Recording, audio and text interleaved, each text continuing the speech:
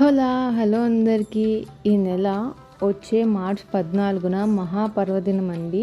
ఫాల్గుణ మాసంలో శుక్లపక్షంలో పౌర్ణమి నాడు లక్ష్మీదేవి జన్మించిందని చెప్పి అంటారు. ఈ రోజునే మనం లక్ష్మీ జయంతి కింద జరుపుకుంటాము.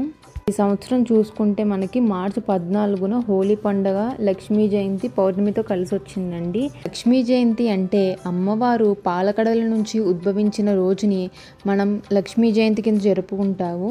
క్షీర సముద్రాన్ని చిలకగా అందులో నుంచి కామధేనువు, కల్పవృక్షం, చింతామణి, చంద్రుడు ఎలా ఉద్భవించారో ఆ పాల సముద్రంలోనే లక్ష్మీదేవి కూడా పాలకడల నుంచి ఉద్భవించిందని చెప్పుకుంటారు. సృష్టి అంతా ప్రకాశింపచేసే తల్లి ఆవిర్భవించిన రోజు కాబట్టి ఈ లక్ష్మీ జయంతి నాడు ఎటువంటి ఆర్థిక సమస్యలున్నా, అభివృద్ధి లేకపోయినా, కుటుంబం సమస్యలతో మనశ్శాంతి ప్రశాంతత లేనివారు, సమస్యలతో బాధపడుతున్నవారు ఈ లక్ష్మీ జయంతి నాడు ఈ మహాలక్ష్మిని ఆరాధిస్తే చాలా మంచిదండి.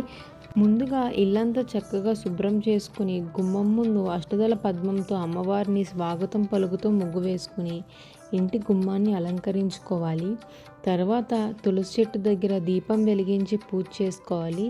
సర్వదేవతా స్వరూపిణి అయిన తులసిని పూజిస్తే ఆ లక్ష్మీనారాయణ అనుగ్రహం ఎల్లప్పుడూ మనపై ఉంటుంది.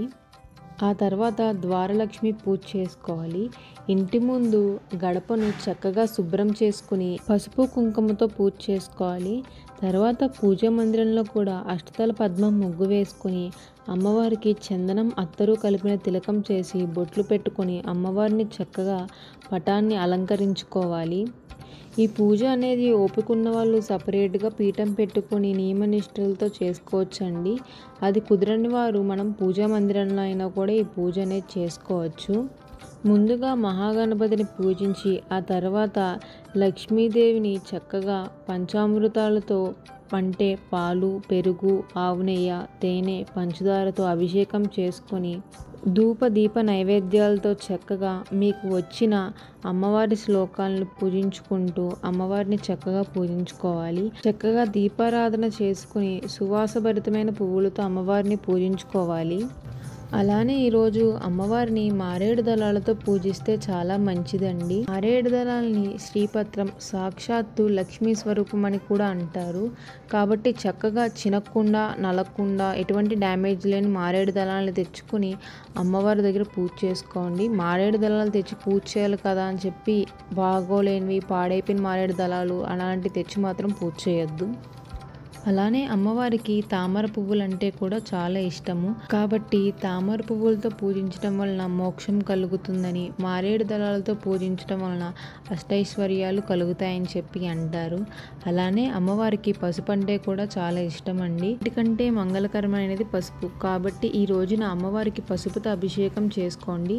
అలానే అమ్మవారికి ఇష్టమైన ప్రసాదం పరమాన్నం. ఈ పరమాన్నంలో కొంచెం కుంకుమ పువ్వు, కొద్దిగా పచ్చకర్పూరం వేసి అమ్మవారికి నివేదించుకోవచ్చు. చక్కగా పూజ అంతా అయిపోయిన తర్వాత మీకు ఓపిక ఉంటే ఎవరైనా ఒక ముత్తైదుని పిలిచి వాయనం ఇవ్వండి. ఆ ముత్తైదుని చక్కగా అమ్మవారి స్వరూపం కింద భావించి వాయనం అనేది ఇచ్చుకోండి.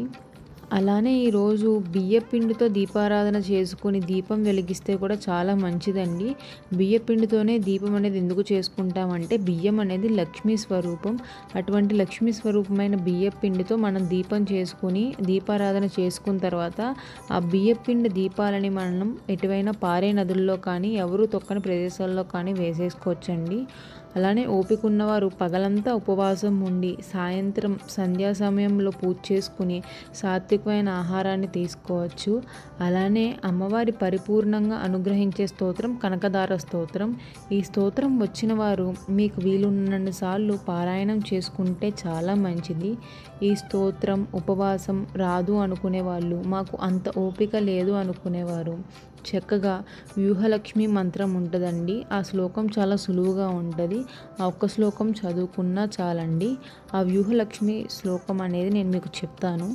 ఓం శ్రీ ఓం నమః ఓం పరమలక్ష్మియే విష్ణు వక్షస్థితాయై రామాయై ఆశ్రిత తారకాయై నమో వహ్నిజాయై నమః. చాలా సులువుగా ఉంటుందండి ఈ శ్లోకం, ఎవరైనా చదువుకోవచ్చు. మీకు వీలున్నన్ని సార్లు ఈ మంత్రం అనేది పారాయణం చేసుకున్నా చాలండి. చక్కగా మీకు వీలున్నంతలో ఆ లక్ష్మీదేవిని పూజించి ఆ శ్రీ మహాలక్ష్మి కటాక్షాన్ని పొందండి. ఓం శ్రీ మాత్రే నమః.